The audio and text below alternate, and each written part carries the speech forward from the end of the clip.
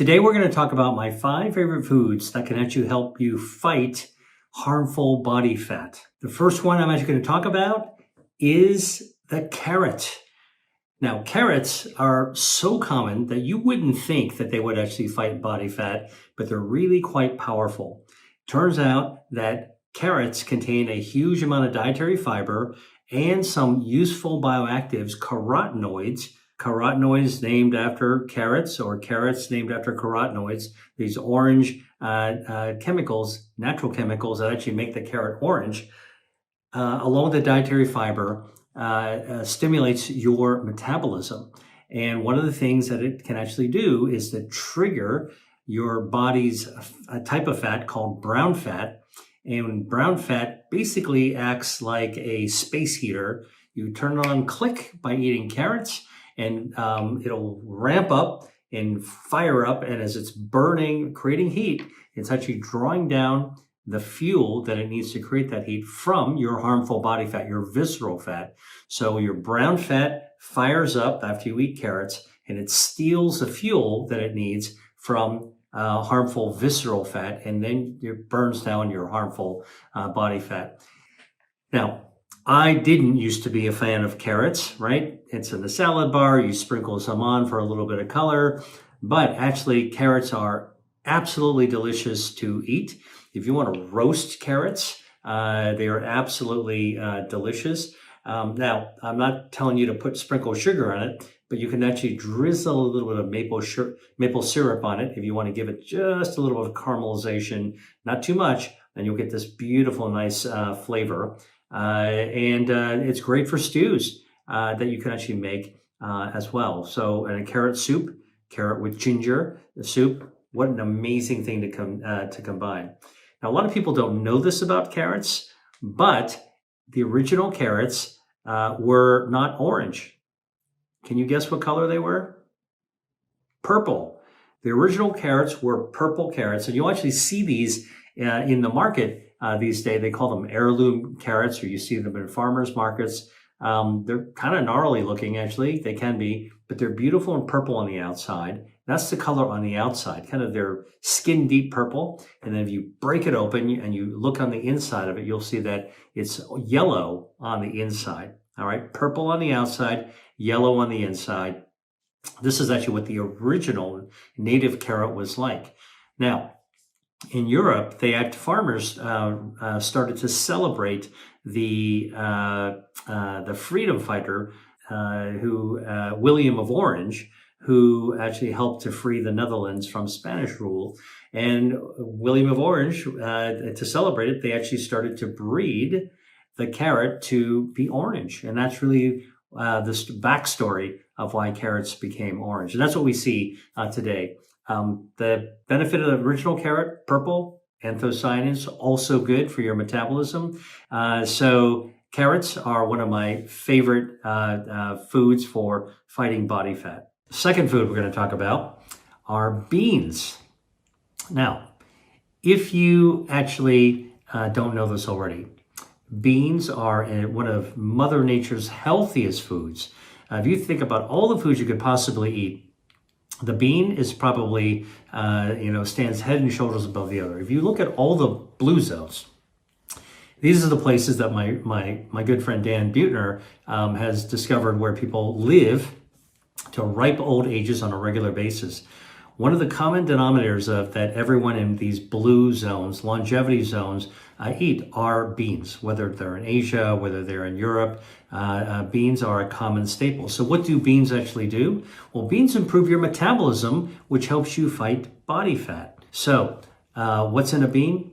Well, you've got a really great source of dietary fiber and healthy fats. And those dietary fibers actually get down into your gut, feed your gut microbiome, healthy gut bacteria, right? Okay, beans are good for gut health. And when your gut bacteria are happy and well fed by beans, you know what it does? It actually cranks up your metabolism, makes your body's glucose sensitivity, metabolism work more efficiently. good, healthy gut bacteria lower lipids. They're sort of Mother Nature, the gut bacteria are like Mother Nature's statins, all right? And they can actually lower your blood lipids, and they trigger your brown fat.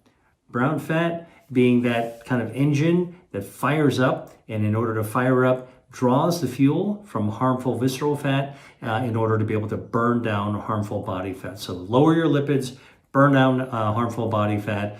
And by the way, the gut bacteria also lower inflammation, which protects you against all kinds of chronic diseases. Now, studies have been done actually looking at people eating just a simple can of pre-cooked beans. These are like grocery store beans, white beans, for example. And it was shown that eating just 5 cups of canned white beans, navy beans, over the course of the week, right? 7 days in a week, just 5 of those days, you have 1 cup of navy beans, and you'll actually burn down harmful visceral fat, and your waistline will actually shrink. This was done at the University of Toronto. And by shrinking your waistline, it actually means that the harmful visceral fat on the inside is actually shrinking as well. So, how do I like to eat beans? Well, first of all, I like to soak them. Okay, you can get rid of some of that phytic acid. Makes it faster to cook as well. Makes them also less gassy, if that's something that you're concerned about. And I love to just have a simple bean soup or a bean stew. Cook it nice and slowly. Add a little bit of garlic, add a little bit of rosemary, add some carrots, which we talked about, are also good for your metabolism. Cook it down very, very slowly. Man, what a great dish that you can have that's gut healthy, fires up your metabolism, and burns down harmful body fat. By the way, when you make beans, the best part about it is that usually you make enough so that you would have enough for the next day. So if you're doing it for dinner, making a bean stew, you're definitely going to have enough for lunch or maybe even a second dinner. And beans are one of those dishes, one of those foods that tastes better the second day, even better the second day. All right, so that's the second one of my favorite foods that fight fat. Third food, let's talk about chili peppers. Okay, now I know some of you are saying, I can't stand spicy food. Well, you're probably a super taster. That means that your taste buds are really, really densely packed on your tongue. So even a little bit of chili pepper stimulates all these taste buds. And, it can actually be a little hard to take. But for most people, chili peppers are just fine. And in fact, it's that zing that you get when you have hot sauce, for example, something spicy. And chili peppers come in all sorts of forms, right? You could actually have them fresh off the plant, sauteed fresh chilies. You can have them roasted. Roasted chilies actually have this deeper, slightly different flavor than the fresh ones. You would saute. You can have them dried, right? So think about what you sprinkle on a pizza, those dried chili flakes, also chili, all right? And then there is chili powder, which you can have as well. Now, there are hundreds of different kinds of chilies, and I'm not going to really talk about all the different types of chili, but I do want to say that chili peppers contain a natural bioactive, a natural chemical called capsaicin. That's capsaicin, capsaicin. And this is the natural chemical that fires up on your taste buds. So here's what happens. You have some chili pepper, let's call it hot sauce. That show where they actually have celebrities eat super hot wings, all right? And you can kind of see that reaction when the sauce gets hotter. Well, that's the capsaicin. And capsaicin attaches to the taste buds on your tongue. Okay, here's the capsaicin. Here's the taste bud. It gets right into that taste bud and it fires up a signal, all right? That's the key going to the lock, and it sends a signal from your tongue into your brain. Now, that signal from capsaicin to your brain causes your brain to release hormones, okay? In this case, epinephrine, and that's a stress hormone that comes down.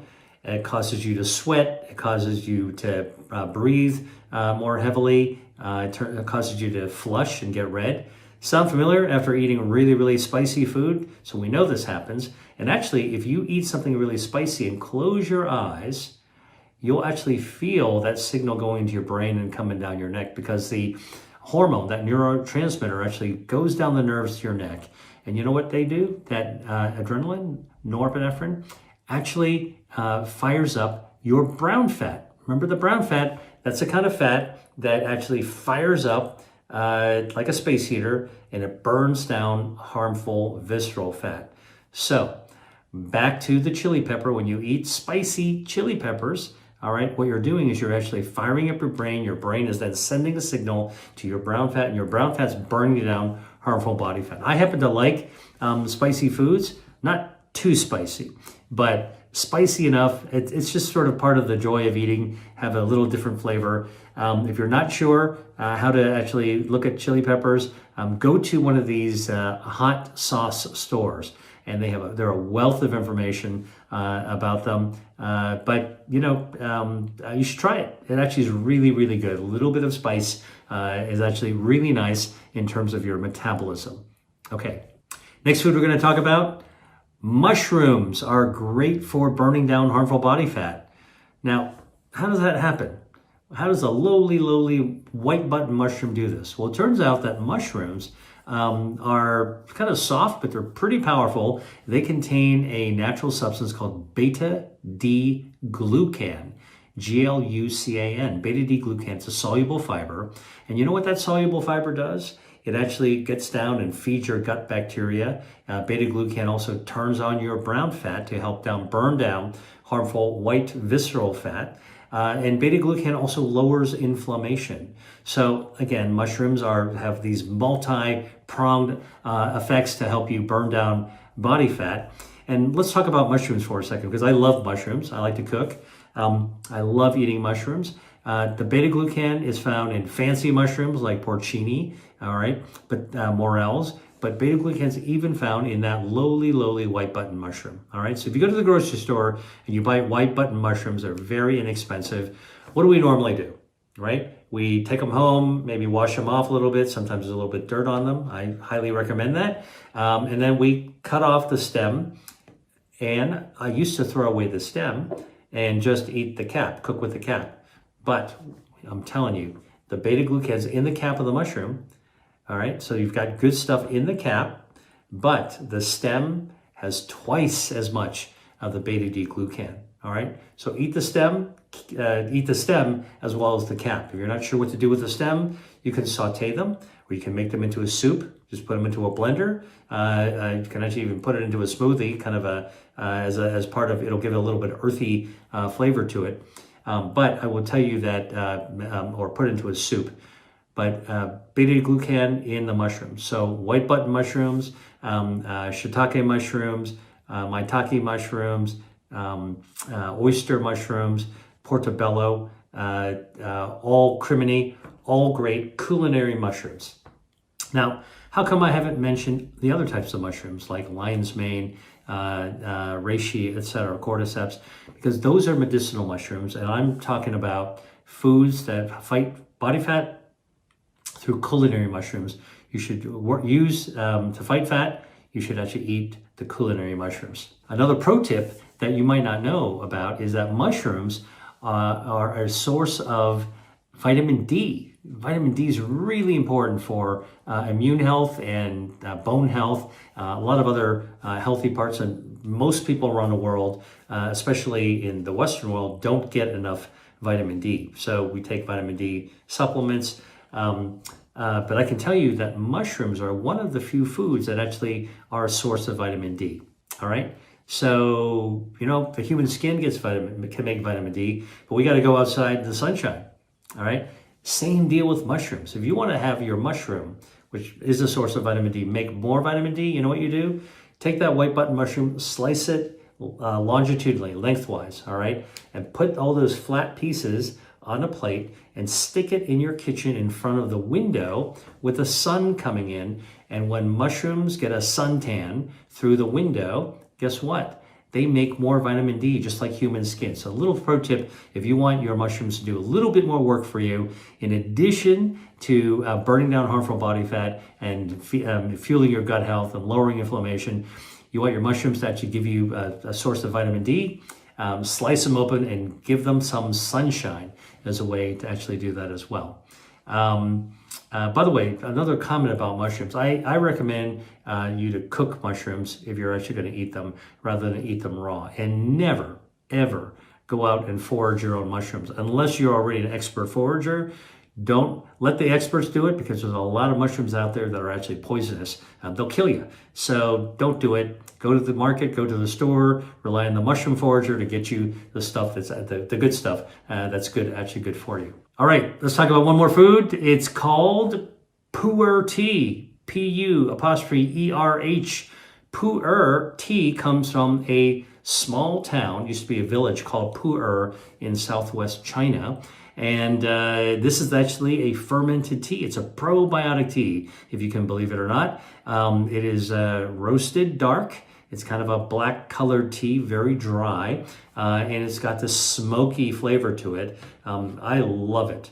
And in China, they actually sip pu'er tea after dinner as a digestive, all right, helps you digest your food. And it turns out that this fermented tea was used for trading, like on the Silk Road, thousands of years ago, because fermented tea would last longer, all right, could make it all the way to Europe. And so they actually took this tea, the pu'er tea, and we turned them into cakes and bricks. It's pretty amazing to see this sort of round cake, solid cake, or a brick of pu'er tea. And you would actually break it with a hammer in order to be able to get little bits off that you can actually put into your teacup. Now, today you can get pu'er tea that's powdered. You can get the leaves. You can have it in a tea bag. It's really worth trying. But what does pu'er tea have? Well, it's got the same stuff of tea, catechins, that actually help to fire up your brown fat to burn down harmful body fat. But pu'er tea, because it's a probiotic tea, all right, it's got its own bacteria, healthy bacteria in there that feeds your gut, which then lowers inflammation, lowers blood lipids, and helps to fire up your brown fat as well. And so pu'er tea is a digestive that actually does a little bit more, and it actually burns down harmful body fat. Today we're going to talk about 5 foods that can actually help arthritis. Arthritis is a group of conditions that are characterized by joint inflammation, swelling, and pain, and it can be very disabling. And the thing to know is that there are 2 flavors of arthritis. There is the autoimmune type, rheumatoid arthritis. Psoriasis can cause it, so there's psoriatic arthritis. And the other kind of arthritis is called osteoarthritis, and this is really where kind of the bone grinds on the bone with age, wear and tear type of arthritis. All these arthritis have swelling and joint and pain. Osteoarthritis, as I mentioned to you, is wear and tear. So our bones are connected together by joints, actually cushioned by joints. And they're kind of like the shock absorbers. And over time, with age, as we do our activities, walking around, running if you're a runner, climbing stairs if you're a mountain climber, if you're an athlete, the more you wear and tear your joint, the thinner the collagen that actually lines that joint is going to be. And eventually it gets so thin that really the bone kind of grinds on the bone. That causes intense pain and a lot of inflammation, and that is actually called osteoarthritis. The other type of arthritis, the autoimmune arthritis, is really an autoimmune disease. So as we know, autoimmune diseases are an immune system, which is intentionally trying to protect us from invaders from the outside of the body, like bacteria and viruses, and invaders inside the body, like cancer cells, that in autoimmune diseases, our immune system gets tricked and they actually recognize healthy tissues as the enemy and begin to attack it. And this is what happens in rheumatoid arthritis, is that our joints get recognized as foreigners that need to be expelled and attacked. And so it's an autoimmune condition, rheumatoid arthritis, in which our joints are being destroyed by our immune system. All right. Very unfortunate and very, very painful and disabling. Okay. Now, what is the effect of all of this joint destruction, which is the common denominator, right? Joint destruction, pain, and swelling. Well, all arthritis can limit movement. They impair your activities, not just of walking or running or physically being active, but even everyday activities of daily living, like tying your shoes or brushing your teeth. If you think about all the things you need your joints to be able to do, cooking, sewing, anything, even reading, turning the pages of a book or typing on a laptop. Hey there, it's Dr. Lee. I share a lot in my YouTube videos, but sometimes we need a deeper, more personal dive into how food can be used as medicine. And that's why I created my Eat to Beat Disease course. You'll have me as your teacher and guide to unlock the full potential of food that can be used to boost your health. My course is packed with the latest science and practical strategies. It's all designed to be easily followed and something you can start using right away. So whether you want to prevent a disease or fight a disease or just optimize your health for longevity, my course has got you covered. So if you're ready to make a positive change, click on the link below or scan the QR code on the screen right now. I can't wait to see how you're going to get started to improve your health using food. Now, back to the video. They require your joints to be functioning properly. And if your joints are swollen and they're painful, you can't even perform these regular activities. And it's the pain that's the most debilitating. Now, there are doctors that are specialized in both types of arthritis, the osteoarthritis and the rheumatoid or autoimmune types of arthritis, and they're called rheumatologists. So if you have a symptom that is similar to arthritis, your regular GP, your general practitioner, your family doctor, your primary care doctor will probably do a few blood tests and then refer you to a rheumatologist. That's a specialist in arthritis. Now, there's a lot of medicines that have been developed to treat arthritis, different types of arthritis. And some of them are super powerful. They're intravenous, they're monoclonal antibodies. They work really well, but they're expensive. You got to be on them long term, and some of them can actually have bad side effects as well. So, since I study food as medicine, what I want to share with you is that in addition to seeing a medical professional, and in addition to whatever your doctor might recommend that you do, all right, and I do strongly suggest that you talk to a doctor about how to manage arthritis. You need a team. Your doctor is part of your team. What you can do for yourself, the kind of health care that you can do at home is actually use food as medicine to address the inflammation. All right. Don't forget, arthritis, no matter what kind it is really characterized by inflammation that causes swelling and causes pain. So what are some of the ways to actually lower swelling? Well, there are foods that you can eat that have been shown in clinical studies to lower inflammation. And then, of course, you should definitely know that good gut health is important. Your gut health means that your microbiome, your gut bacteria, healthy gut bacteria, 39 trillion bacteria in your gut, mostly in your colon, and mostly in a part of the colon called the cecum, they, when they're happy and content and well-fed, meaning that what we eat feeds not only our human cells, but it feeds our bacterial cells. When we feed our bacteria good things, they pay us back by producing short-chain fatty acids. These are metabolites from what we feed them.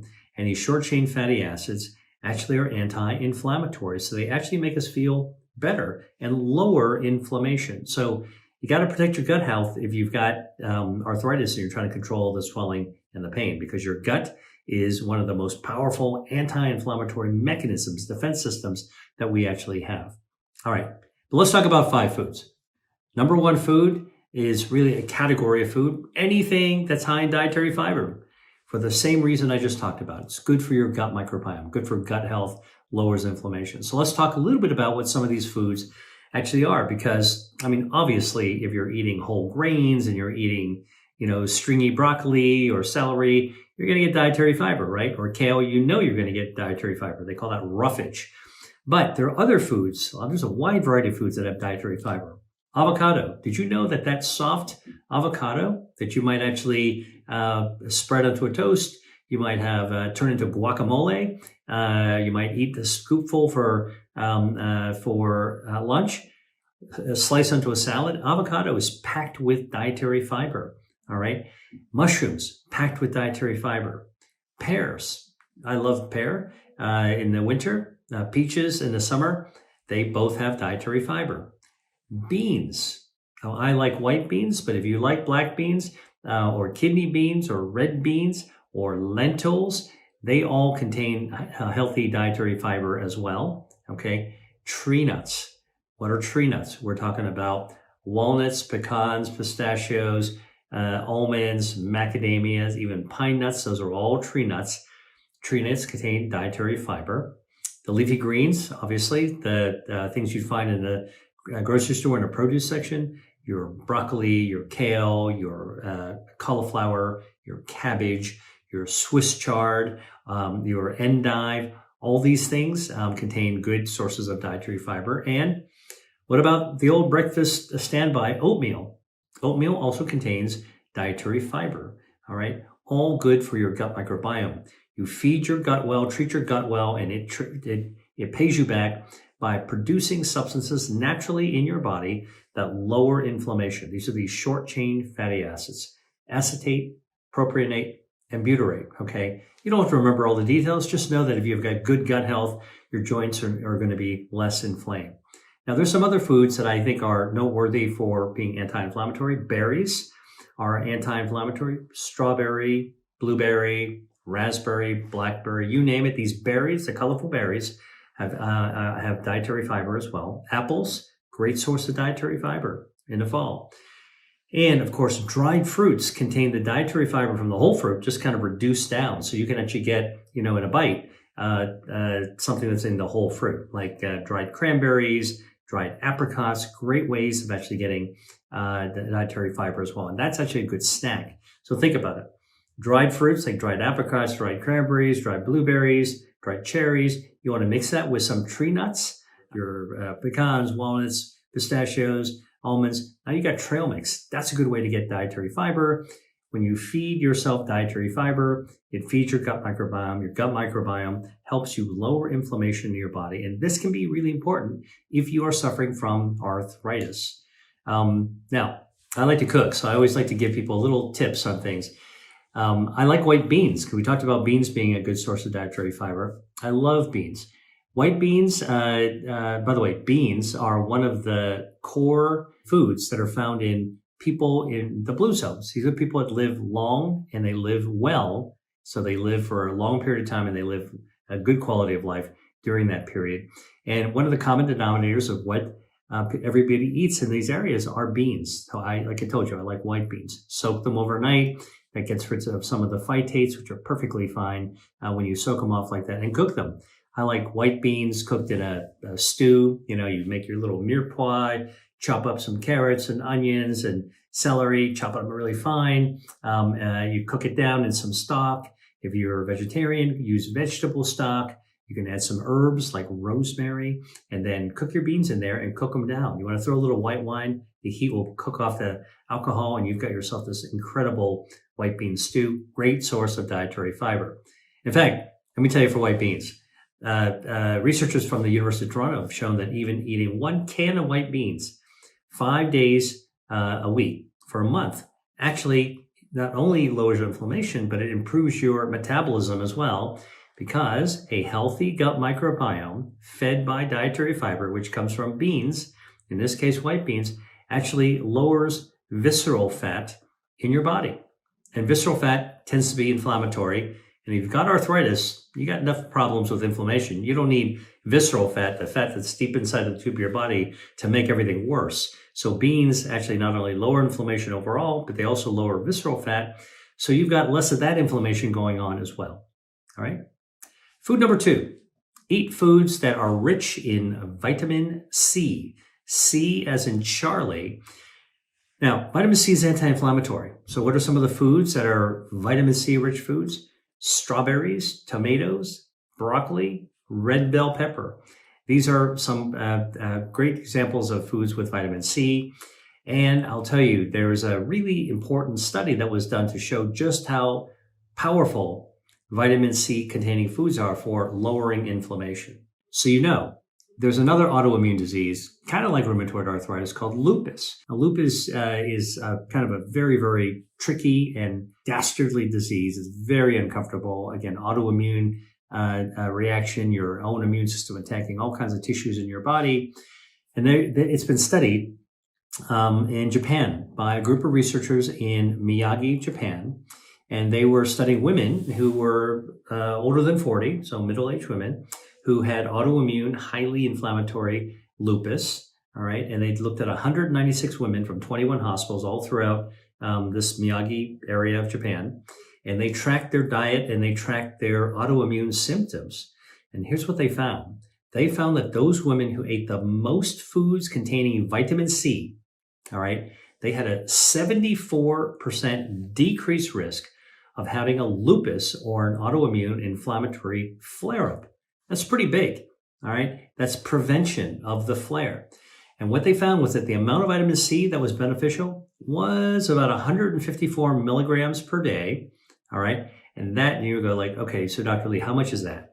154 milligrams a day for vitamin C is pretty easy to achieve eating whole foods. So what are some examples of that?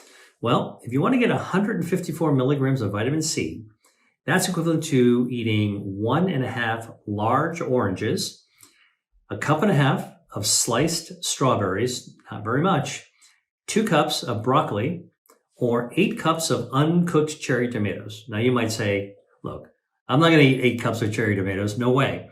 Don't worry. If you took 8 cups of cherry tomatoes and you put them in a saucepan with a little bit of olive oil, a little bit of garlic, chop them up, and just slow simmered them, guess what? You would reduce that down to about a cup of tomato sauce. All right. And that you can actually easily put on some pasta. And now you've gotten the amount of, you've got 154 milligrams of vitamin C. You can also get vitamin C, by the way, in tropical fruits like guava. You can get it in grapefruit. And there's something called the West Indian cherry, acerola. Okay. Sometimes you can see acerola products being sold as well. And so how does vitamin C work? Well, vitamin C increases your body's immune cell called the Treg, T as in Thomas, reg, R-E-G. It's a regulatory cell. And what Tregs do is they turn down the immune and inflammatory system. They're like the volume control, but they work by turning things down. So by eating foods with vitamin C, you're actually turning down the volume on inflammation in your body. And although some of the studies I just talked about were in lupus, arthritis like lupus is an autoimmune inflammatory condition. All right. Food number 2, broccoli. I want to focus in on broccoli for a second because broccoli is kind of like a triple whammy, a triple threat of benefit when you actually talk about anti-inflammation. So here's what broccoli has. It's got a bioactive that's called isothiocyanate, ITC. All right. And this is powerfully anti-inflammatory. Broccoli is also a good source of vitamin C, as I mentioned earlier. That's number 2, second benefit. And broccoli's got dietary fiber. Good for the gut microbiome, which then lowers inflammation. Isothiocyanate, vitamin C, dietary fiber, a triple whammy that's good for you. All right. Now, I'm going to give you some pro tips when it actually comes to eating broccoli. Most of us grew up eating broccoli and getting used to the fact that you eat the florets. Those are the treetops, right? The little green treetops at the top. And of course, florets do have ITC, florets do have vitamin C, and florets do have dietary fiber. So florets are good. All right. That's what you normally see in a restaurant. But if you went to the farmer's market, all right, and you took a look at what broccoli really looks like, broccoli's got treetops, the florets, but it's got a really long stem. All right. Make sure that if you are buying whole broccoli, get the stem too, because the stem has twice as much of the isothiocyanates, twice as much of the bioactive that lowers inflammation. And the stem is also really, really packed with dietary fiber as well. So I would definitely use the entire broccoli. Now, to cook pieces of broccoli, you can slice up the stem into medallions and actually cook with those, stir fry with them, saute them. The best way that I like to cook broccoli, get a pot of boiling water, like a pasta pot, get water boiling, and clean your broccoli, and cut it up, prepare it, and literally just throw the broccoli in the boiling water, blanch it for 1 minute, maybe even less. You will see the natural green color of your fresh broccoli suddenly get greener and greener and brighter and brighter. And you want to fish it out of the water before it gets super bright. You leave it in there, it'll get brighter, and then it'll get duller because now all of a sudden, pretty much you've cooked out all those bioactives. That's the stuff that your grade school cafeteria serve. Don't go there. Blanch it. That's like 60 seconds in boiling water or water that was boiling. You turn it off, you put it in there, then fish them out. And now you can cool them off if you want with some water. Now you can cook with them. And now it's the perfect thing to saute. You can cook it really quickly, right? Otherwise, you'd have to cook the broccoli for a lot longer. But if you want to saute quickly, or if you want to actually wok sear something, that's the quick way, is to blanch the broccoli first. All right, that's a typical thing that I do. If you're going to cook in a wok, for example, a little bit of oil, a little bit of garlic or shallots. All right, stir fry it. You can put a little bit of rice wine in there. Don't worry, the alcohol cooks right off. And then add a little soy sauce, low sodium soy sauce, please. And then if you want, you could actually put some oyster sauce on there after basically everything's done. And we're talking about like less than 2 minutes, you'll be finished. Put some oyster sauce in there, stir it around a little bit, and serve it. What an amazing umami flavor. And you get all the benefits of the broccoli, including the stems. If you're actually stir frying with the stems, you're getting the vitamin C, you're getting the isothiocyanates, you're getting the dietary fiber, you're getting all these components that can lower inflammation if you have arthritis. So that's a tasty way to actually lower inflammation. Okay. Now, if you're going like, all right, I'm not going to go to all that trouble. What can I do with the stems? Look, you can actually make a soup out of broccoli stem. All right. Put it in a blender, add some vegetable stock, oregano, and you've got a broccoli stem oregano soup. I got a great recipe in the book that I wrote called Eat to Beat Disease. And by the way, it only takes 20 minutes from start to finish. All right. That's pretty good. And you can make a batch of it so you can have it over for lunch the next day. All right. Now, here's a pro tip. If you want to get all those isothiocyanates, but you want to get like the really superhero punch of it, like the really potent amount, use broccoli sprouts. These are the 3 or 4 day old tiny little sprouts of baby broccoli, and they are packed with isothiocyanates. In fact, baby broccoli sprouts have 100 times the isothiocyanates that adult broccoli does. All right. So you really get a lot of you get a little potency with broccoli sprouts. You can use them to make a broccoli sprout shake, or you can sprinkle them on a salad, or virtually any dish that you're making. You can make use of broccoli sprouts. You can find them in farmers markets. You can usually find them near the herb section of a grocery store. They're not very expensive. They don't taste a lot like broccoli. They're mild. They're slightly nutty flavored, and they're delicious. So I recommend that. Food number 3. Citrus, right? Oranges, grapefruit, citrus are really great. Again, vitamin C. Oranges are kind of a fall winter fruit, but you can get them all year round. A mandarin orange is actually a great way to peel. You can peel off the skin, and then you can just pull off the little slices. That's a great way that's kind of almost self-contained because the slices are small, the peel comes off easily. Toss the peel away, eat the whole thing, like you leave no trail that you actually of your orange eating. And I like to eat that in the morning when they're in season. And I like to eat a single orange better than I like to drink a tall glass of orange juice, right? So you guys know, you go to a hotel, if you're traveling on vacation in a hotel and you're eating the breakfast of the hotel, they usually offer you orange juice, and they get a big tall glass of orange juice. Here's the thing. I would rather eat a whole fruit because I peel it, I eat it, it's fresh, I get the whole thing. I get the sweetness, I get the tanginess, I get the vitamin C, I get the dietary fiber, all right, of oranges. And I'll probably eat 1 orange and I'll be good, all right? But if I have a tall glass of orange juice, you know how many oranges it takes to make a tall glass of orange juice? It takes 8 oranges to make a tall glass of orange juice. That does get you the bioactives. You can usually get some dietary fiber from that, but you're getting the sugar as well from 8 oranges. That I don't need sugar from 8 oranges. So I prefer to eat the whole fruit in order to be able to get all the fiber. Nothing is strained out, which they do when they are squeezing fresh orange juice, and less sugar as well. Now, if you want to eat a bigger orange, that's sliced, and you want to eat the slice, you can do what they do in Asia. Like after a banquet in Asia, you know what they serve? They serve oranges. It's a great way to actually kind of light up your palate at the end of a meal. You get a little hit of sweetness, but you get all of that dietary fiber and the bioactives as well. So, a little other thing about oranges. I like to use the zest of oranges for cooking. All right, not mandarins, but like regular oranges. And for example, you can light up any vegetable dish with some orange zest. Like I would make asparagus, right? Blanch some asparagus, saute it, cook it. You can even grill. Hey, check this out. I've got a guide on the 5 small daily habits that boost brain health and prevent cognitive decline. And it's free. I share simple, easy to use recommendations that you can add to your routine today.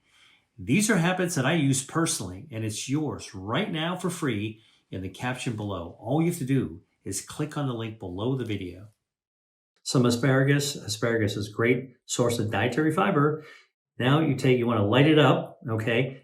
Take a zester and take an orange and zest that orange and sprinkle it on the asparagus. And you can squeeze a little bit of the orange juice right on it. And now you've actually created a citrus, summery asparagus, absolutely delicious. And you actually get some dietary fiber and you get the bioactives from the oranges.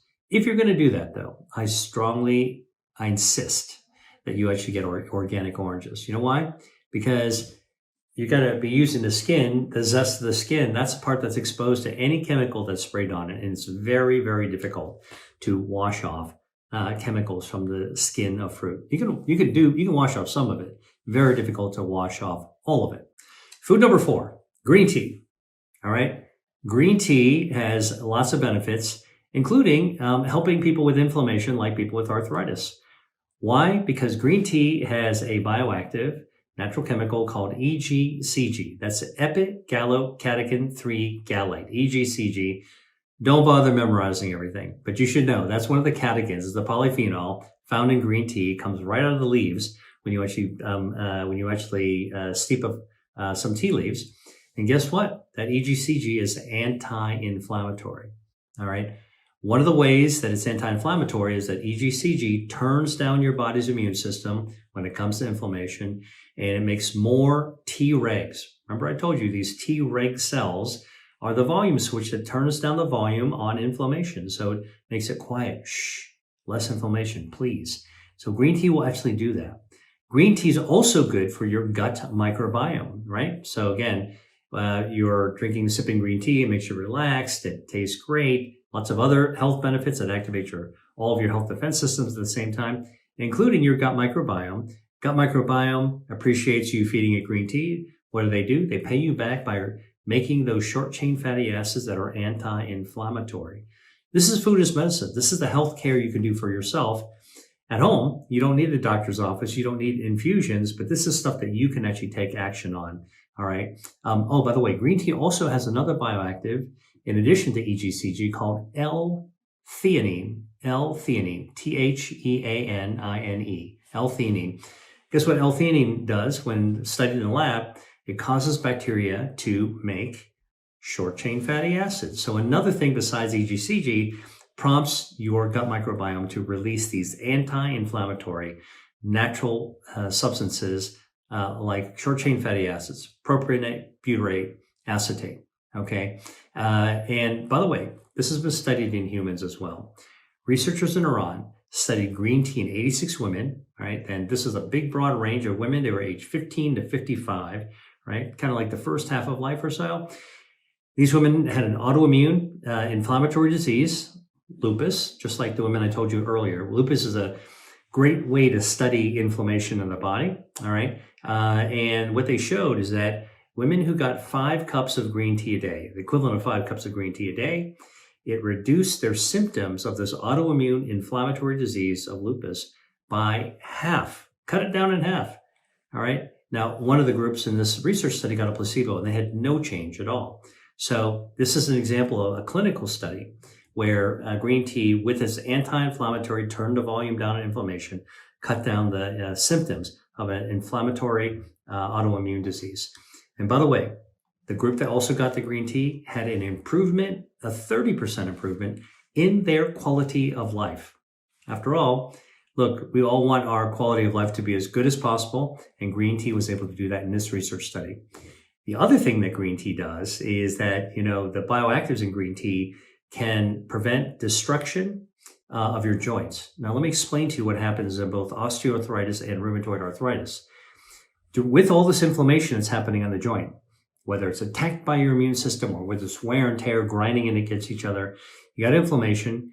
Inflammation releases these growth factors. It's kind of like natural fertilizer. And you know what it does? It attracts blood vessels to grow into the joint.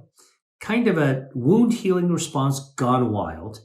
And when blood vessels grow into the joint, they're not normal, because this arthritis, any kind of arthritis, is not a normal situation. So even though the blood vessels intend well by growing into the joint, they're never quite normal. And these blood vessels are leaky. And when they leak, you know what they're leaking? They're leaking fluid, causing joint swelling. Now, one of the reasons why the joints swell, but the joints are further destroyed by the blood vessels because the blood vessels deliver enzymes into the joint. You don't want that. All right. Now you're destroying the joint. By the way, normal joints, healthy joints, don't have blood vessels. They're avascular. But when you actually have grinding or osteoarthritis or autoimmune attack on your joints, in rheumatoid arthritis or psoriatic arthritis, blood vessels grow in because of the inflammation, and they're leaky, they deliver fluid, so the joints swell, and they deliver enzymes to destroy the joint even further.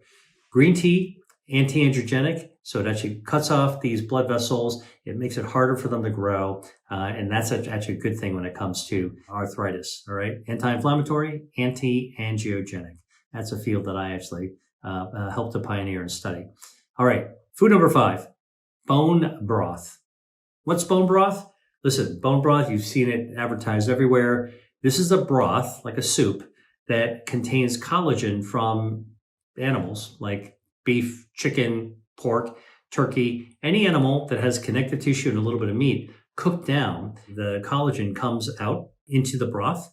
And by the way, collagen, which is what your joints are made of anyway, that's what gelatin is made out of. Remember when we were kids, we were fed Jell-O, jiggly stuff, fluorescent green, fluorescent red.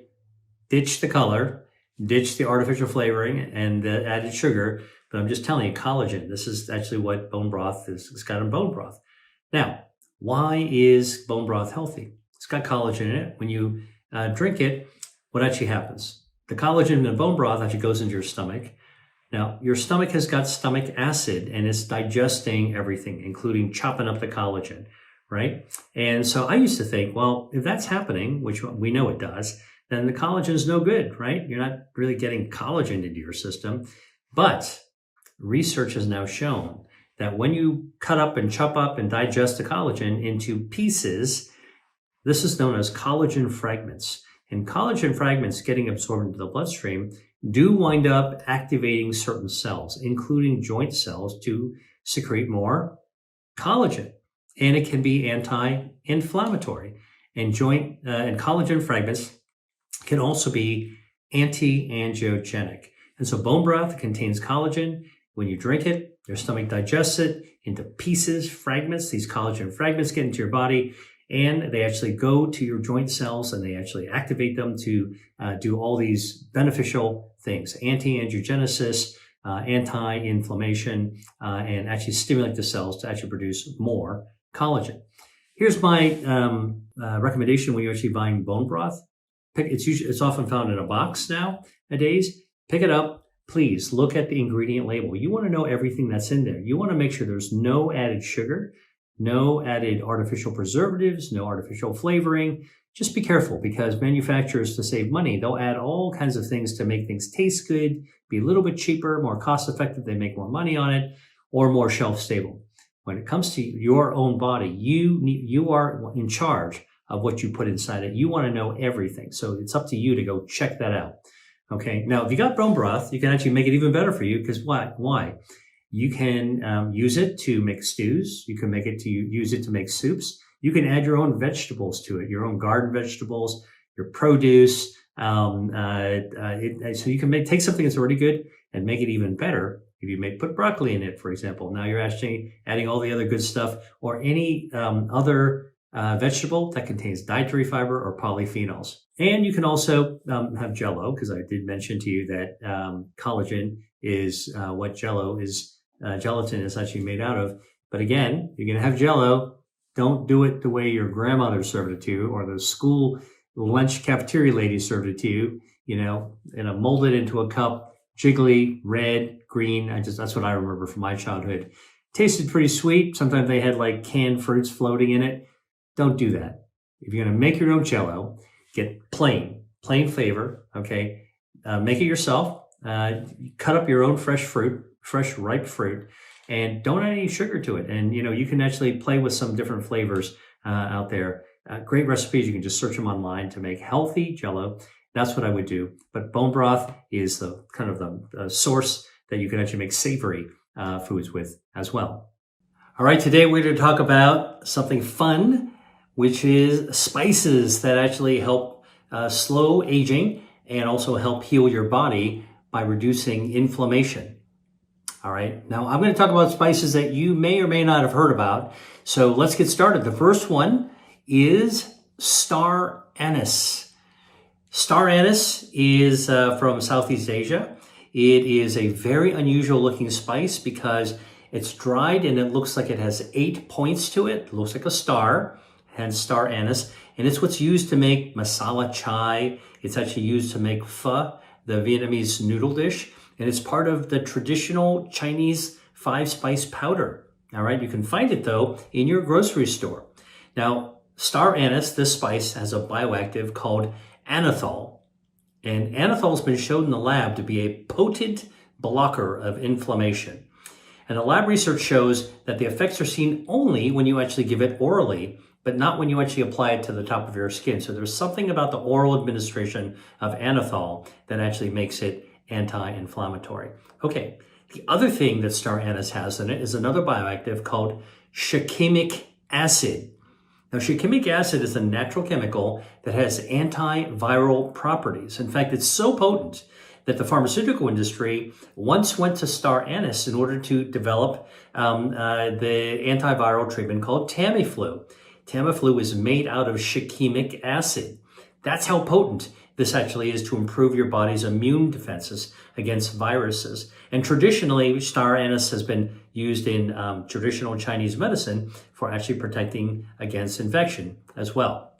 Okay, where do you find it? You find it in the spice section of the grocery store. If you go to a spice market, you'll see it. These are beautiful, about the size of a penny, and they are 8 points on the side of it.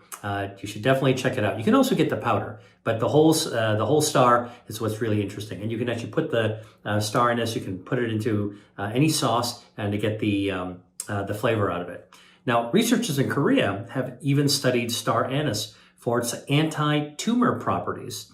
Now, inflammation is associated with cancer, and helps cancer grow. So any spice that has anti-inflammatory properties can be useful to counter tumor-induced inflammation as well. So a little bit more about star anise. It's a fruit, actually from an evergreen tree called Illicium verum.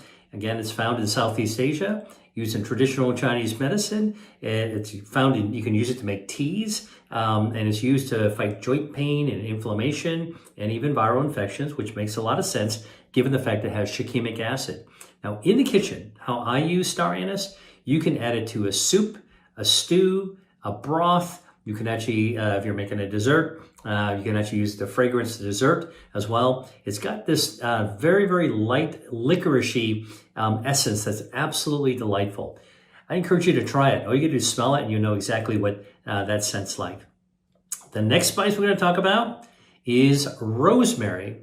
Also one of my favorite spices. I use it during the holiday season to actually cook during the wintertime.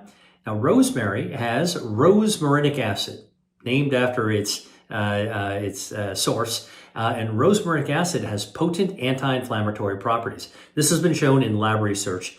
It's also anti-angiogenic, rosmarinic acid, which means it can starve cancers by cutting off its blood supply.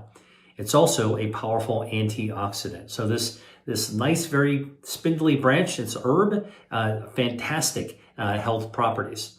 Now, in addition to rosmarinic acid, rosemary also has another bioactive called borneol. Now, borneol is also anti-inflammatory, and in the lab, borneol also protects nerves. It's neuroprotective, and it's been found to protect against brain injury in lab research.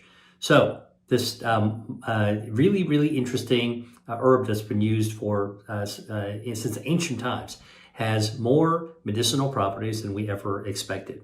Interestingly, the ancient Greeks used rosemary to improve memory during aging. And in fact, it was known once as the herb of remembrance.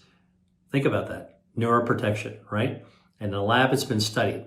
Now, actually, there's been other studies looking specifically at rosemary in animal models for Alzheimer's disease, and they found that rosemary can improve cognition and improve memory as well. Now, for me, I like to use rosemary in a simpler way. I like to use it as a seasoning for soups or casseroles, flavored vegetable dishes, or for roasts. Actually, one of my favorite ways to actually experience rosemary is that when it's actually used to as a topping, sprinkling onto focaccia, that Italian bread made with extra virgin olive oil. It's very light and fluffy. Rosemary really makes that taste good. All right, taste is obviously as important when it comes to health. Next spice, saffron. Now, saffron comes from a purple flower called the crocus. And the part of the flower that is saffron is the stigma. You know, the little threads that are in the middle of a flower. When a flower opens up, it's got these little tendrils that come up, and that's what saffron is made out of it. Now, when you actually find saffron in the spice market, you're going to recognize it immediately. They're dark red threads, often in a jar, or sometimes it can come as a fine powder as well. This is a very, very delicate seasoning. It's got a slightly sweet scent, and it gives any dish you cook a lovely bright yellow-orange color. So it's actually a food coloring as well. And that's why, both for the scent and the color, it's used to make dishes like a classic Spanish paella, the rice dish. It's got this wonderful aroma that comes from saffron.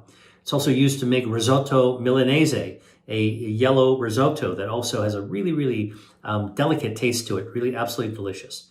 So what are the bioactives that are found in saffron? Well, there's 3 of them at least.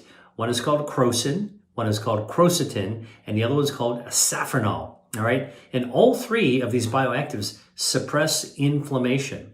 And they've been studied in the lab, the bioactives from saffron, against the kind of inflammation that you actually see in rheumatoid arthritis, ulcerative colitis, and asthma. There's inflammation in the lung.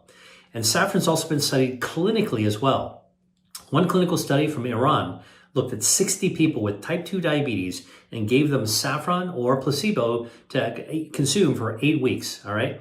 So what they found was that saffron eaters not only had better blood sugar control, which is another benefit of saffron, but they also had lower levels in their blood of an inflammatory marker called TNF-alpha. So clinically, saffron eaters had lower inflammatory markers in their blood. Now, researchers are also studying saffron to see if it can combat cognitive decline due to chronic stress, and also for helping to slow the symptoms of Alzheimer's disease. So all that is to come. Lots of exciting research around saffron. But my favorite way to actually use saffron is actually to use it to flavor rice dishes. Again, like a paella or a risotto. I like cooking traditional Mediterranean dishes. And when you buy saffron, here's the thing you want to do. Make sure you go to a reputable seller of spices and make sure you get the real thing, because there's a lot of fake saffrons out there. Real saffron is pretty expensive. It's one of the most expensive spices. It can be more than $400 per pound. It's like gold, okay? And you only need to buy tiny little amounts of it, just some small amounts of threads, and it flavors up the dish really, really well. So if you find a saffron that is like dirt cheap, okay, you get a deal, it's probably fake. But buying some of the real deal is actually worth having in your spice cabinet. All right, the next spice I want to talk to you about is Sichuan peppercorns, or huajiao. All right, now this could be the coolest spice you've never heard of, because this spice comes from China, Sichuan peppercorns, and it's actually not a pepper. All right, it is the dried berry of something called the prickly ash tree, and the spice part of it is actually the part of the husk or the skin of the berry. The berry is kind of a black seed. You don't eat that. It's kind of bitter.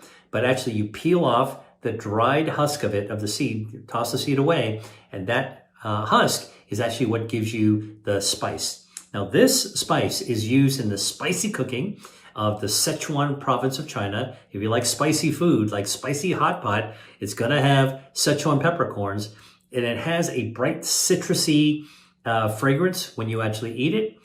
And the other thing it does for you, it's got this very, very unusual numbing sensation in your mouth. It's called mala by the Chinese. It feels spicy and tingling at the same time. It activates your nerve fibers. But it's not a chili pepper, all right? It is the berry of a tree, but it has some of the same characteristics of chili peppers. It activates a receptor in your tongue called TRPV1. Now, chili peppers with capsaicin, the spicy stuff, all right, the heat, also activates TRPV1 on your tongue. And whether it's chili peppers with capsaicin or it's Sichuan peppercorns, when that TRPV1 receptor is activated in your tongue, what it does is it sends a signal to your brain, and that brain then releases hormones that activate your body's brown fat, all right? And when your brown fat is activated, triggered by TRPV1 and then go into your brain, guess what your brown fat does? It fires up and undergoes a process called thermogenesis that heats up and it burns down the excess fuel that it's got to draw from your harmful white fat. Good fat, brown fat, burns down harmful fat, white fat, and activating TRPV1 with Sichuan peppercorns will actually get that process, kick that process off. Now, a study from Northumbria University in the United Kingdom and the Mirabel Biochemistry Group in Switzerland actually looked at the bioactive in Sichuan peppercorns. This bioactive is called sanshoal. All right, sanshoal. They actually got it from the spice, and what they did is they studied 82 healthy volunteers who were between 35 and 55 years old, and they gave the subjects this bioactive sanshoal from Sichuan peppercorns every day for 56 days. And here's what they found. They found even a single dose of sanshoal would actually improve the reaction time and cognitive power and brain power endurance, like how dedicated you could actually focus on a task from the subjects. And it also reduced their mental fatigue. So sanshoal from Sichuan peppercorns actually improved performance. That's pretty cool. The other thing that the researchers did is they studied brain blood flow from the sanshoal eaters. And guess what? The people who ate sanshoal from Sichuan peppercorns also had better cerebral blood flow or brain blood flow, which makes sense in terms of the improvement in brain power and brain endurance.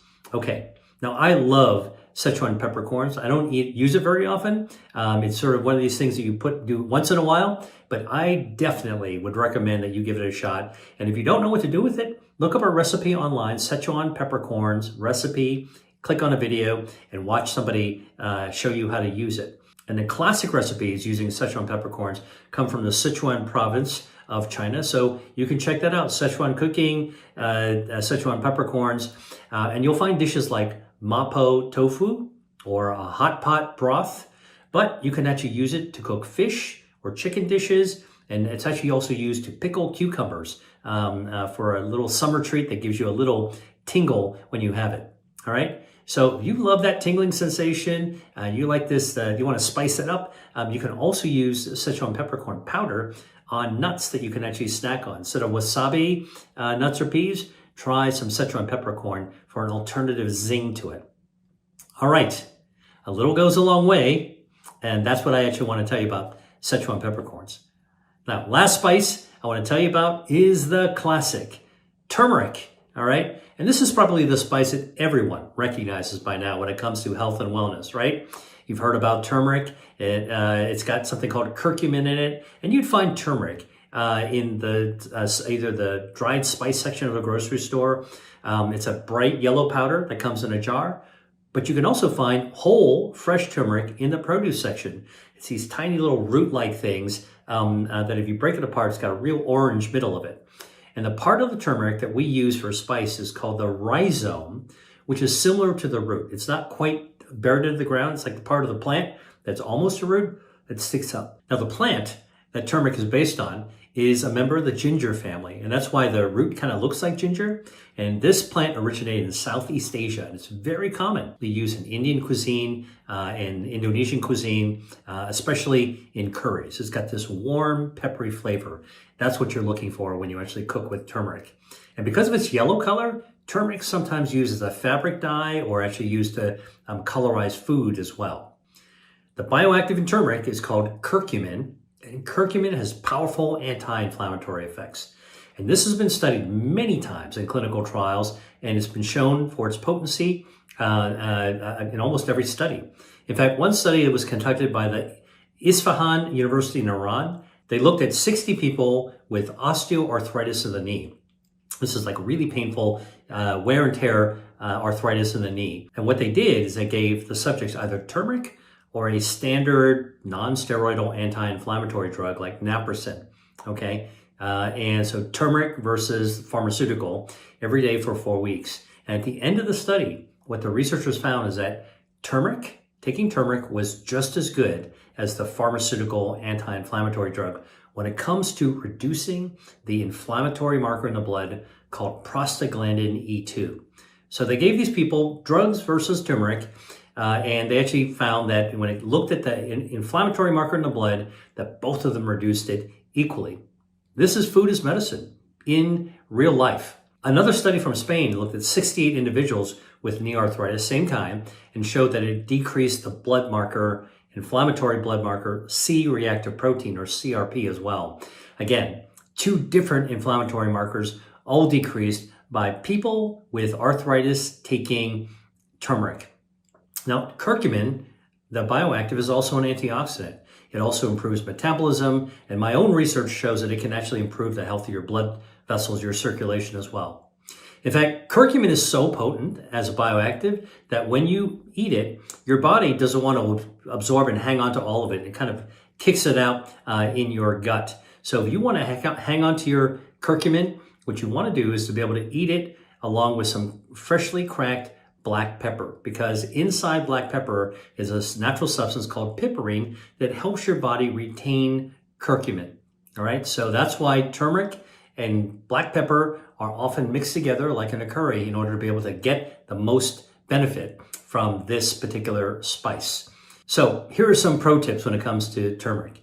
If you want to buy it fresh, you want to store it in the fridge, make sure you dry it really well. If you're going to wash it off, which you should, dry it really well by wiping with a towel, because otherwise mold can very easily grow on turmeric. And if you have powdered turmeric, just store it in a jar, make sure it's airtight, and keep it in a dark, cool area. And for some cooking tips, I'll tell you what I like to do. I like to add some dried turmeric to soups and stews to give it some flavor, that warm, peppery flavor, a little bit of color. And if you're roasting vegetables like carrots or cauliflower, you can sprinkle some turmeric on top of it. It makes it a beautiful color, as well as to give it a nice flavor to it as well. The other thing you can do, if you're roasting a chicken, for example, you can actually sprinkle some turmeric on the skin and cook it right into the chicken, and you'll get some, again, a nice, beautiful, flavorful chicken. And if you want to also just scramble some eggs, you can also sprinkle turmeric on scrambled eggs as well. There's so many different ways to use it. You might have seen it at a coffee shop. You can put turmeric into coffee. You can add it to tea. And of course, if you're making your own curry, by combining lots of different spices, this is actually where turmeric powder really, really shines. Goji berries also can actually reprogram stem cells. And goji berries, it's amazing. It's one of those continuum, like, you hear, these days you hear a lot about these medicinal foods that have been used in Asia for years, like cordyceps mushrooms, which I saw in the marketplace the other day. It's really cool. But goji berries are something very common as an herbal medicine. And I think that one of the things that we need to remember is that when we're borrowing and exploring fascinating food substances that have been used traditionally for thousands of years as medicine in other cultures, we should be just a little cautious that this doesn't mean that we can just be playing around with the substance. But goji berries, which I love to put goji berries in tea. If you mix it, goji berries with tea, put a date, a dried date in there, put some chrysanthemum flower in there, you kind of create this really nice herbal tea. You can put oolong tea or black tea, so you can actually find ways to extract some of these natural substances. Goji berries have bioactives like lutein and zeaxanthin, which is good for your vision. But some of these substances also reprogram your fat stem cells as well. Amazing, amazing. In Chinese medicine, it's one of the definitely top 5 things, but traditionally it's not like we might do today, which is snacking on goji berries. It's used in teas and being able to infuse different things together. For years I would take, maybe I'm doing a cordyceps tea, right, or reishi, and doing a decoction or kind of boiling it down, adding some goji berries in there. Also, they add like a nice flavor note too. Yeah. Oh, yeah. As well. And goji berries are so interesting because they're one of the few plant foods in general, but in particular in the berry family, that's essentially a complete protein. You're going to find all the amino acids there. It's like that is so incredibly rare, not to mention all those other micronutrients you just mentioned. And that's what I'm saying is that instead of just buying a big bag, a sack of it, and snacking on it all day long, there's great wisdom in looking back at how traditionally they actually used it, whether they cooked it in a soup. You can put it in a beverage, you can put it in a tea, you can also cook it in a soup, and it also lends this really sophisticated, interesting flavor to chicken soup, for example, or vegetable soup. So the best thing about ingredients these days, Sean, is that, I write in my new book about 150 ingredients that are shown with human research studies, along with their doses of foods that can activate your metabolism, burn down harmful body fat, and generally activate your health defenses as well. For people who may encounter a food that I talk about that they're not really sure what to do with, the wonderful thing today is that you can go onto the internet, you can search that food on Google, put recipe, and put video. Click on the video and you're going to have the search results. You'll have somebody passionate who's experienced teach you how to actually cook with it. And you'll have multiple choices of multiple videos to see. There's no more secrets on how to actually use these things, but try to go with sort of like learn something about how it was done for hundreds of years. Yeah. I love this. This is a way we can consciously choose our bias. Okay, because a lot of our biases obviously are unconscious, but I'm encouraging people, and as are you, to create a cognitive bias on what have humans been doing the longest, right? What have our ancestors been doing to get us to this place where we are such an evolved species and are the most complex, amazing brains and all these things? Because what we're doing today, with according to the BMJ, about 60% of the average American's diet is ultra processed foods now. Children, it's even higher than that. And we're making our brain cells literally out of this garbage, so getting a bias to where, number one, what have our ancestors done the longest? But the other thing is, how did they use these foods as well? So I love that. Let's talk about another one of these 5 defense systems that you cover in the book. And again, pick up the book like ASAP, because he breaks down and ties in these 5 defense systems in metabolism like none other. Another one of these is the DNA protection system. Why is this important in the context of metabolism? All right. Remember I told you that when you start growing excess body fat, one of the things that really is harmful, in addition to inflammation, is that expanding harmful mass, and I want to explain where that harmful mass is most harmful, is inside your body cavities. It's not under your arms, under your chin. It's not the muffin top, all right? Not in your thigh and your butt, all right? It's actually packed inside your body. So you could look kind of skinny, or you could have a large body, but equally, the visceral fat, which is viscera, I mean gut. The gut fat is the really billowing, harmful, inflammatory, damaging fat. It's correlated with terrible diseases, terrible chronic diseases. So what happens is, as that grows and gets bigger and bigger, think of it like a baseball glove wrapped around your organs, just choking your organs, getting more inflammatory, right? Remember that gasoline pooling around your feet when you overfill the tank? Now you're talking about inflammatory fat wrapped around your organs. You don't want that to be going on, all right? So the thing that happens is that all these that billowing fat produces a lot of free radicals. All right, and that is an pro-oxidative stress on your organs, and they're like completely surrounded, choked off by this expanding fat. So the good news is our DNA, which is present in every single cell in our body, in every organ, actually is capable of countering that damage to an extent. All right, and this is why ultimately what we need to do is control extra body fat to protect ourselves. But we have our own three musketeers with their rapiers and their swords, kind of defending against it, and that's like natural antioxidative protection, DNA repair mechanisms. All right, to try to fix DNA that's actually broken. By the way, we know that excess obesity, excess body fat, high BMI, all linked to the development of cancer, right? We know that cancer is caused by DNA mutations. This is the connection, all right? And we know that our body tries to protect ourselves as much as possible. It's a health defense. But at some point, it gets overwhelmed, right? Like your defenders actually are surrounded by overwhelming forces. And that's actually when you tip over into the state of complete from health to chronic disease. This is why we all have an opportunity at any given point in our life to be able to combat that extra fat, which, by the way, back to the metabolism, there's a lot of misunderstanding about metabolism because we often are told or even think about that we're born with either a slow metabolism or a fast metabolism, and that's our fate. But in fact, it's not quite so. It's and that our slow metabolism dooms us to actually struggle with weight our whole lives. But in fact, it's that extra body fat slows down our metabolism. It's completely the other way around. So by fighting extra body fat, allowing your body to do what it wants to do while you're not eating, and by eating foods that will naturally burn down that extra fuel and shrink those extra fat cells, what we're doing is unleashing our own operating system. The metabolism wants to actually be active in our body, and that's a good thing because it puts the power in our hands. Yeah.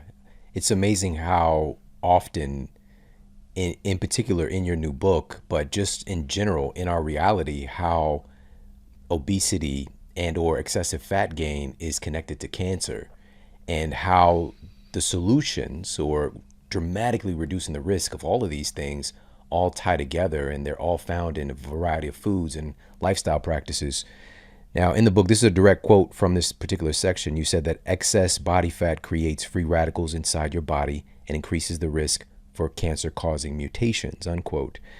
And you also share some of the foods that can help to boost DNA repair and protect us against excessive fat gain and excessive potential with cancer. Yeah, I mean, so many of the foods that are associated with high antioxidative properties, right? These are phytochemicals, these are flavonols, polyphenols, all actually are able to assist us. I mean, we talked about some of them already. Green tea, actually wonderful antioxidant properties, but it's really, think about it less as what you see on the label of somebody trying to sell you some, healthy, specifically healthy tea. But think about it as really just sort of boosting your natural health defenses, helping your DNA protect itself. Tomatoes, watermelon, they've got lycopene. They also are wonderful. You know how lycopene is so powerful that if you actually have a cup of tomato juice or have 2 slices of watermelon before you go out to the beach, like a couple of hours before. So have lunch, make sure you have some tomato juice or watermelon, a couple of slices of watermelon, average sizes of watermelon. Before you go out to the beach, it'll actually protect your body from ultraviolet radiation damage from the sun that you're going to get on the beach by 60% just by having the lycopene in your system. And so this is actually how we can make some of these subtle and delicious, tasty choices that actually will help us as we navigate through our lives. And so it's no secret, I think, that, in the Mediterranean, many times you have a tomato salad at lunchtime before people go back out into the sun or to the beach. If you just think about today when, rates of skin cancer have just gone up exponentially in recent decades. It's just like something that was rare, earlier on in the history of our species, documented history. And you think about what were people doing, because sunscreen is even a newer invention. What were people doing? How were people surviving such a vicious thing, interacting with the sun? Is through our diet, because a lot of that protection is from the inside out. Yeah, well, exactly. Because sunscreen is just a thin layer on the top that you got to reapply, and once you get in the water or once you sweat it off, this type of protection, antioxidant protection, DNA protection from the inside out, takes advantage of your 40 trillion cells. It uses food to power it up even more, to be more vigorous on your behalf, and it protects you from the inside out. That's the way to go. Yeah. Another one of these foods that you mentioned is kiwis. Oh, yeah. In this context. All right. Look, kiwis you can find almost anywhere these days. They're a fruit from Southeast Asia, fuzzy on the outside. By the way, most people don't think they can eat the skin of kiwi, but in fact, you can put the skin into a blender and you get a ton of the natural dietary fiber from the skin. It's really packed. But the flesh, which is either green or golden, is sort of mildly sweet. The golden kiwi is a little bit sweeter, but I like the green ones. It's got these little dark seeds. Wonderful source of antioxidant activity in kiwi. It's got a ton of vitamin C. It's packed with dietary fiber, and one kiwi a day will actually protect your DNA again by about 60%. All right, and if you had to eat 3 kiwis for breakfast, for example, pretty easy to do. If you cut up the kiwi and put it in chunks, you could be eating that as a breakfast, as I have. Basically, that starts to build back damaged DNA. So one kind of is like a missile shield, prevents the damage from coming in by about 60%. That's just 1 kiwi a day, simple. But then you add 3, any DNA that did get damaged, it'll start to repair it. It sends out the road crew to fill up the potholes. Amazing. Amazing. Now, in this context, when we're talking about the DNA protection system, you also get into this conversation about methylation in the book as well. Let's talk about that. All right. So the interesting thing about DNA is that it's much more than a genetic code. A genetic code is kind of like software program. It's just like it's an algorithm, and it just kind of runs.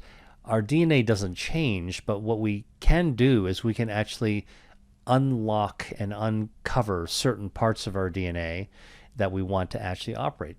On the other hand, we can also cover up some areas that we don't want to operate in our DNA. That's the way our DNA actually is really controlled after we're born. So people are like, well, you can't change my genetics. True. However, at least not yet.